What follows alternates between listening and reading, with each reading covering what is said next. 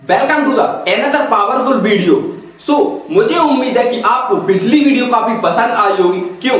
क्योंकि उसमें हमने समझा था एक कंसल्टेंट और एक सेल्स पर्सन के बीच का डिफरेंस, कि आगे एक सेल्स पर्सन ऐसा क्या नहीं करता जिसकी वजह से उसकी सेल्स रुक जाती है, एंड एक कंसल्टेंट ऐसा क्या करता है जिसकी वजह से वह अपनी सेल्स को मल्टीप्लाई कर जाता है। उनके बीच का जो मोस्ट इंपोर्टेंट और जो पावरफुल जो डिफरेंस था वो यह था कि नाइस एनालिसिस को समझना, कि नाइस एनालिसिस का यूज करके एक कंसल्टेंट अपनी सेल्स को मल्टीप्लाई कर जाता है और एक सेल्स पर्सन अपने प्रोडक्ट को पुश करता रहता है ताकि उसकी सेल्स इंक्रीज हो सके। सो माय डियर फ्रेंड्स, ये नाइस एनालिसिस क्या है? Need, interest, concern and expectations. So my name is Satish Prajapati, business consultant and coach. इस वीडियो में हम समझने वाले नाइस एनालिसिस को फुल डिटेल में। नाइस एनालिसिस में सबसे पहले हम बात करेंगे एन, नीड, कि हमें सामने वाले की नीड को पहचानना है और सामने वाले की नीड को कैसे पहचानते हैं। यह बताने से पहले मैं आपको एक चीज और बताता हूं कि हमें सबसे पहले जो हमारा क्लाइंट है, हमारा कस्टमर है, उससे हमें रिलेशंस बनाने पड़ेंगे, उसे हमारा फ्रेंड बनाना पड़ेगा ताकि हम उसे बात कर सके, कन्वर्सेशन कर सके, और उस कन्वर्सेशन के दौरान हम उससे क्वेश्चंस करते हैं। और जब हम किसी से क्वेश्चंस करते हैं तो हमें बहुत सारी इंफॉर्मेशन मिलती है, बहुत सारी जानकारी मिलती है और हम सामने वाले को बड़े ही डिटेल में समझ पाते हैं।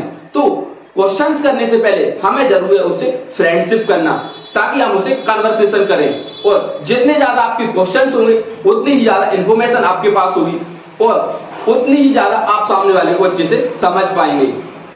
एंड सेकंड वर्ड, इंटरेस्ट, की आगे सामने वाले का इंटरेस्ट किस चीज में है, या फिर जो हम चीज दिखाने जा रहे हैं उस चीज में उसका इंटरेस्ट है या नहीं है। क्योंकि यदि क्लाइंट का इंटरेस्ट हमारे प्रोडक्ट या हमारी सर्विस में नहीं हुआ तो हमारे कंसल्ट करने का या फिर हमारे प्रोडक्ट दिखाने का कोई मतलब नहीं रहता, क्योंकि जब उसे इंटरेस्ट ही नहीं है तो वो आपका प्रोडक्ट कभी नहीं खरीदने वाला।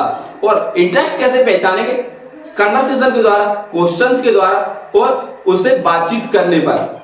क्योंकि जो क्वेश्चंस होते हैं वो भी कई अलग अलग प्रकार के होते हैं, जैसे problem solving oriented questions and goal oriented questions, vision oriented questions. इस प्रकार के कई प्रकार के क्वेश्चंस होते हैं जो हमें पूछने होते हैं, जिससे हम अलग अलग चीज में सामने वाले को समझ पाते हैं। जैसे विजन ओरिएंटेड क्वेश्चन में क्या हम सामने वाले का विजन पहचानते हैं कि आगे वह कहां जाना चाहता है और कैसे जाना चाहता है।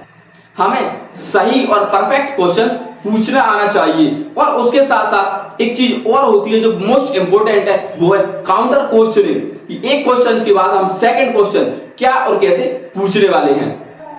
Third word, concern.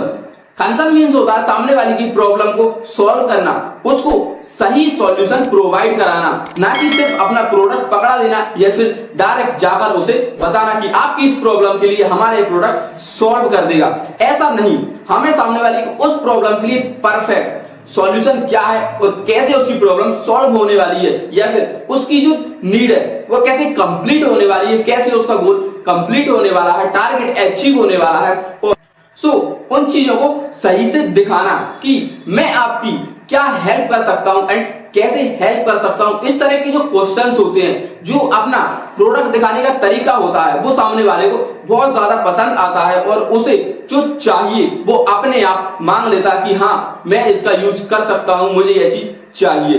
इस तरीके से हम उसे कंसर्न कर सकते हैं, अपना प्रोडक्ट रेकमेंड कर सकते हैं, ना कि उसे डायरेक्ट हम बेचें। क्योंकि जो हमारा फोकस होना चाहिए वो सामने वाले की प्रॉब्लम पर होना चाहिए, उसकी नीड पर होना चाहिए, उसके टारगेट पर होना चाहिए, ना कि अपने प्रोडक्ट की सेल पर होना चाहिए, अपना प्रॉफिट पर होना चाहिए। जो एक मोस्ट इंपोर्टेंट डिफरेंस क्रिएट करता है एक कंसल्टेंट और एक सेल्स पर्सन के बीच में। क्योंकि हमें जहां पर जो जरूरत होती है वो होती है ज्यादातर समझने की, कि सामने वाला क्या करना चाहता है, कैसे करना चाहता है, उसकी प्रॉब्लम्स क्या है। फोर्थ वर्ड, एक्सपेक्टेशन, कि जब हम सामने वाले से मिलते हैं तो क्या एक्सपेक्टेशन लेकर जाते हैं, क्या हमारा प्रोडक्ट सेल होगा, हमारी प्रॉफिट होगी, हमारा टारगेट अचीव होगा। और यदि हम इसी प्रकार से, यदि हम यही एक्सपेक्टेशन से सामने वाले से मिलेंगे तो हो सकता है वो आपसे फ्रस्ट्रेट हो जाए और आपसे मिलना बंद कर दे। और यदि हम उससे एक फ्रेंड की तरह, उसकी प्रॉब्लम सॉल्व करने की तरह और उसी के अनुसार चलने की कोशिश करेंगे और उससे बिना कोई उम्मीद किए उससे बातचीत करेंगे, उसे कंसल्ट करेंगे, तो वह आपसे फ्रस्ट्रेट नहीं होगा, बार बार आपसे मिलेगा और वो है आपका एक लॉयल और एक परमानेंट कस्टमर बन सकता है। जो एक्सपेक्टेशंस है वह हमें नहीं रखनी चाहिए, बल्कि उसकी एक्सपेक्टेशन सोचनी चाहिए हमें मिलने की, हमारे प्रोडक्ट खरीदने की।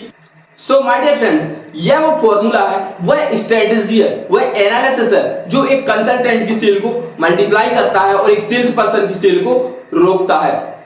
और इस एनालिसिस का यूज करके आप भी अपनी सेल्स को मल्टीप्लाई कर सकते हैं। इसमें हम एक सेल्स पर्सन नहीं बल्कि एक कंसल्टेंट बनते हैं, लोगों को समझते हैं, उनकी प्रॉब्लम को सॉल्व करते हैं, उनके टारगेट को अचीव करवाते हैं, ना कि अपने खुद के टारगेट अचीव करते हैं, ना कि अपने खुद के प्रोडक्ट को सेल करते हैं, अपना खुद का प्रॉफिट देखते हैं, बल्कि हमें सामने वाले को वैल्यू देनी होती है, उसका प्रॉफिट कराना होता है, उसकी प्रॉब्लम सॉल्व करनी होती है। तब जाकर हम एक परमानेंट और एक लॉयल कस्टमर क्रिएट कर पाते हैं एंड बिल्ड कर पाते हैं और हम उनके साथ लंबे समय तक चल पाते हैं।